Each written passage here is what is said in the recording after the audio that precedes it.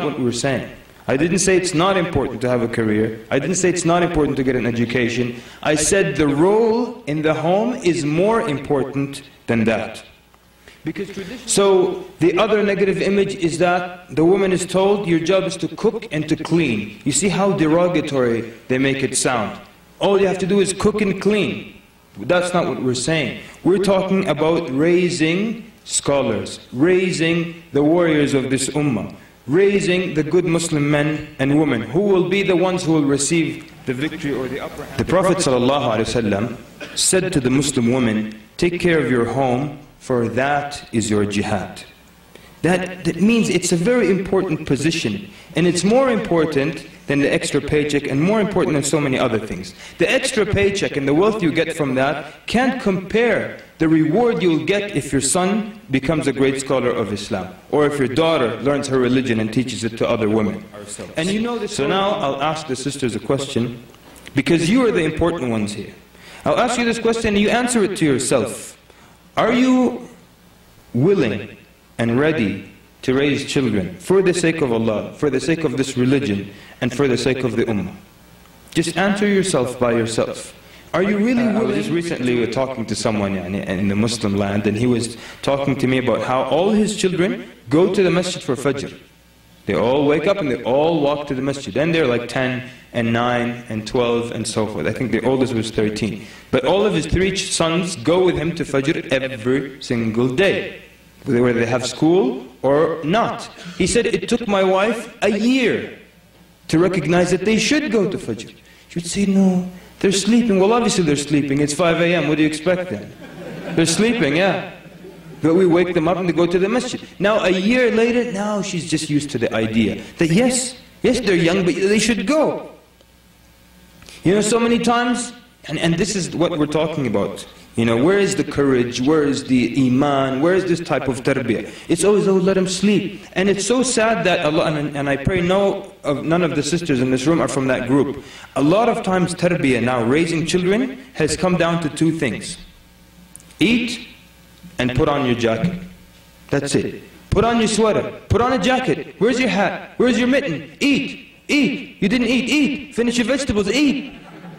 This is tarbiyah now. Eat. Eat. Eat. Let me tell you something, sisters. This is some logic here. Just pure logic, okay? No emotion. Alright? There is no living thing on the planet that will not eat if it needs to eat. There isn't. I'm serious. And I'm not just trying to be funny. And even my wife, I try to explain this to her. She's trying to force the food down the kid's mouth. He doesn't want to eat. No living thing will be hungry and not eat. You know why our children hate food? They don't want to eat, because we force it down their throat. Other people, they punish their children, they say, no dinner tonight. The child will get upset. No dinner tonight? So realistically then, to our mothers and to our sisters, your child, if they wake up on a Saturday and they have to go to Qur'an school, which is only about 2 hours of school time, and they wake up and they're tired that day, will you let them stay? Or how would your reaction be compared to if they wake up Tuesday morning and they say, I don't want to go to school today? How dare you? You don't want to go to school today? There'll be a lot of things. There'll be beatings and whipping and biting and all kinds of things. How dare you don't want to go to school today? But if it's Qur'an school, it's Saturday, it's his day off, stay. It's okay. You know, the best students we found in these Islamic schools, especially the part-time schools, always, the best students are the ones whose parents care about them coming to that school. Always the students with the best grades in these Islamic schools, meaning the weekend schools, are the ones whose parents say, you know, what did they teach you today? Do you have any homework? Do you have anything to study? These are always the best students. And the worst ones are the ones whose parents don't care. I used to teach in one school for 5 years. Many times the students wouldn't come. Where were you last weekend? I was just tired, didn't feel like coming. And your parents let you? Yeah, they let you. There was a true story where a man had 2 children, and one of them wanted to become a doctor, and the other wanted to study Sharia. So the father was very angry with the one who wanted to study Sharia, but he kept praising the one who became a doctor. And the one who studied Sharia then when he graduated and he became an imam or a leader of the Muslims, and the father became very ill. And the imam is the one, because he understood these values, he was the one that took care of his father. All his life, the father was proud of the doctor. But when he was on his deathbed and he was ill for a while, the doctor never came to visit him and didn't give him any attention. And the imam was the one that would walk him to the restroom, he would wash him, he would help him with wudu, he would feed him, he would take care of him, he would stay by his side at night. It was the imam. And then only at his deathbed did he realize that the position of imam is far more honored than any other position. Return.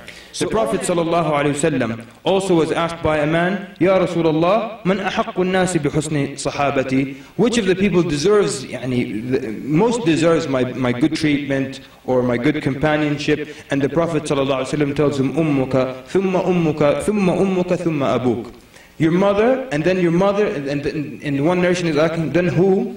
Your mother, and then whom? Your mother, 3 times, and then your father. So your children have been asked to honor you and to respect you. Your husband has been asked to honor you and to respect you, or commanded more correctly. The Prophet ﷺ in the farewell pilgrimage, in front of 100,000 of the companions, he said, Ala wastawsu bin nisa'i khayran. Ala wastawsu bin nisa'i khayran. He reminds the men to take good care of their women. So the husband. So now I'll ask the sisters a question, because you are the important ones here. I'll ask you this question and you answer it to yourself.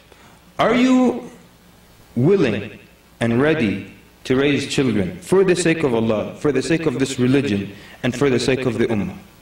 Just answer yourself by yourself. Are you really willing?